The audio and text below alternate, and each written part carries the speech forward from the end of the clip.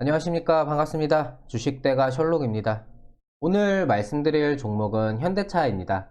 새해 첫 개장인 어제 현대차를 필두로 한 전기차 관련 종목들이 강세를 보여주었었는데요.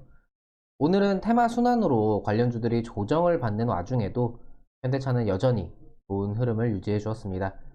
현대차의 현재 상황과 앞으로 체크해야 할 부분에 대해서 말씀드리도록 하겠고요. 영상 시청하시기에 앞서 구독과 좋아요 한 번씩 부탁드립니다. 저희에게 아주 큰 힘이 됩니다. 감사합니다. 일단 현대차의 경우 기존의 내연기관 차량을 필두로 한 기존 시장에서의 성장성은 여전히 경쟁력을 가지고 있다고 판단이 됩니다. 다만 이 자동차 업계가 전체적으로 기존의 내연기관에서 전기차와 같은 이 친환경 에너지 차량으로 넘어가고 있는 시기이기 때문에 앞으로의 성장에 있어서는 전기차에 관련한 경쟁력이 필수적인 요소로 자리매김할 수밖에 없다고 보여집니다. 문제는 이러한 경쟁력에 있어서 현대차가 얼마만큼 보여줄 수 있느냐가 관건이 되겠는데요. 우선 전 세계적으로 완성차 시장에서 전기차로의 전환이 빨라지면서 각국의 업체들이 공격적인 전기차 출시 전략을 현실화하였고, 관련 기술의 내재와 유무에 따른 업체 간의 펀더멘털 격차 확대가 불가피하게 나타날 수밖에 없을 것입니다.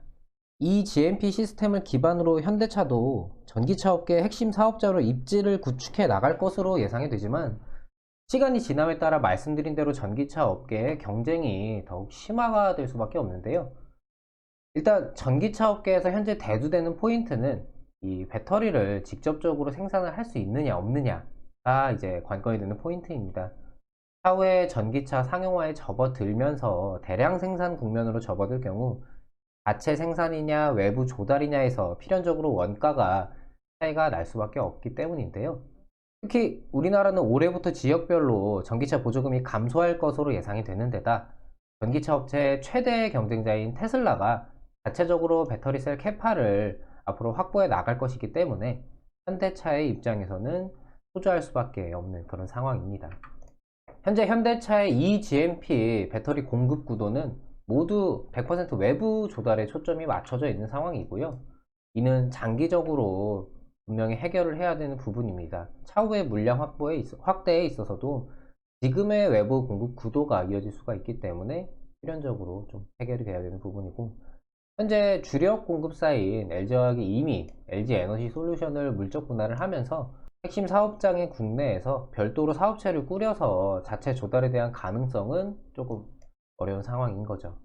반면에 경쟁 업체들은 이미 중국과 미국을 중심으로 전기차 전용 배터리 공장을 설립하고 있거나 내재화를 계획 중에 있는데, 특히 현대차의 주력 경쟁 업체인 폭스바겐과 GM은 이미 공장 착공에 들어간 상황이고요. 포드 역시 최근 경영진 교체 이후에 대대적으로 배터리 기술 내재화를 추진 중에 있습니다. 여기에 2023년 전고체 배터리의 상용화도 발표가 된 바가 있죠. 주력 경쟁업체 대부분 현대차에 비해서 한 발짝 앞서고 있는 상황이라고 볼 수가 있는 겁니다.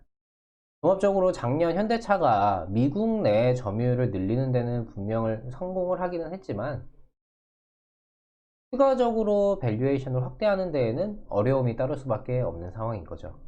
결국 경쟁업체들과의 향후 경쟁은 기존의 내연기관 차량들을 배제한 채 전기차 간의 경쟁이 관건이 될 수밖에 없는데, 올해 현대차의 eGMP 기반 판매량은 약 8만 대를 예상을 하고 있습니다. 즉 올해 테슬라를 비롯해서 폭스바겐 등 경쟁업체들과의 경쟁 수량이 8만 대라는 거죠. 경쟁 자체가 그렇게 쉽지는 않은 상황이 되고 있습니다. 여기에 올해부터 전기차 시장이 전반적으로 이 350kW 이상 충전 시스템이 본격적으로 상용화가 되기 때문에 현재 현대기아차의 이 BGMP 차량들, 기존의 이 100kW에 초점이 맞춰져 있는 현재 배터리 시스템 차량들은 잠재적으로는 이 경쟁 구도에서 배제된 채 앞으로 진행이 될 수밖에 없을 것입니다. 따라서 올해 3월에 출시 예정인 이 아이오닉 5가 앞으로 이제 현대차의 전기차 전략에서 사실상 중요한 이정표가 될 것으로 보이면서 차후의 원가 절감 전략과 차세대 배터리 기술의 선제 적용 등의 시나리오를 구상해 나가는데 중요한 포인트가 되겠습니다.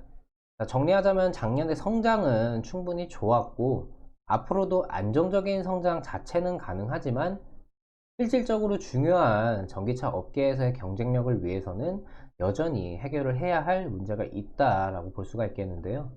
자체 배터리 생산에 대한 해결이 일단 가장 첫 번째로 중요한 부분이고, 이후 경쟁 업체들의 기술력 확보가 얼마만큼 나오면서 이 기술력에 대한 경쟁도 영향이 있을 수밖에 없을 겁니다.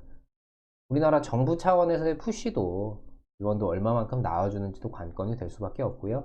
현재 주가는 사실 객관적인 상황만 놓고 보기보다는 어느 정도의 기대감이 부분적으로나마 이미 선반영이 어느 정도 나타나고 있는 그런 상황이기 때문에 이 점은 좀 감안을 하고 보시는 게 좋겠습니다. 개인적으로 앞으로 장기적으로 현대차가 충분히 전 세계 업체들과의 경쟁에서 승리하기를 바라지만, 해결을 해야 할 부분들은 분명히 존재를 하고, 이를 어떻게 해결하는지가 앞으로 현대차의 주가 변동에 있어서 가장 핵심으로 작용을 하지 않을까 싶습니다. 금일 국내 증시는 장중 변동을 좀 강하게 보여주었었는데, 결과적으로는 이제 양시장 모두 상승하면서 마감을 해주었습니다. 거래소와 코스닥 모두 개인들의 순매수가 강하게 좀 나오면서 상대적으로 외국인과 기관은 매도세를 나타내면서 마감이 되었는데요. 눈여겨볼 부분은 일단 시장이 전체적으로 좀 조정세, 혼조세로 좀 진행이 되던 와중에도 개인들의 물량 수급은 계속해서 유지 및 확대가 되었다는 점, 그리고 코스피 3000, 코스닥 1000, 이 지수가 이제 단계를 넘어서는 이 과정, 이 과도기에 있는 상황에서도 계속해서 매수세가 들어왔다는 부분은 3000 지수라든지 이제 1000 지수, 이런 부분에 대한 심리적인 부담은 일단 시장에 작용하지는 않는 것으로 좀 해석을 할 수가 있겠습니다. 계속해서 뭐 좋은 주식 시장 자체는 유지를 하면서 앞으로도 계속해서 상승을 할 수 있을 만한 여지 자체는 깔려 있는 상황이지만, 추후 공매도 이야기도 계속 나오고 있고, 글로벌 증시에서 좀 불안 요소가 여러 가지가 좀 있는 만큼, 일단 시장에 대한 부분은 계속해서 좀 체크를 하면서 봐야 될 필요성이 있겠고, 그 외에 시장에 대한 움직임, 영향을 현대차가 얼마만큼 좀 극복을 하면서 진행을 해주느냐도 좀 관심 있게 지켜봐야 될 부분이라고 생각이 됩니다. 충분히 추가적인 상승세를 가져갈 수 있는 자리이지만, 분명히 해결하고 짚고 넘어가야 될 부분들은 존재를 한다는 것, 이것만 염두에 두시고 보시면 좋을 것 같습니다. 오늘은 현대차에 대해서 오랜만에 좀 말씀을 드렸고요. 앞으로도 좋은 모습을 계속해서 이어나갈 수 있을지 관심 있게 지켜보면서 현대차 보유하고 계신 주주분들 응원하겠습니다. 구독과 좋아요 놓치신 분들은 한 번씩 부탁드리고요. 오늘 영상은 여기서 마치도록 하겠습니다. 시청해주셔서 감사합니다. 고맙습니다.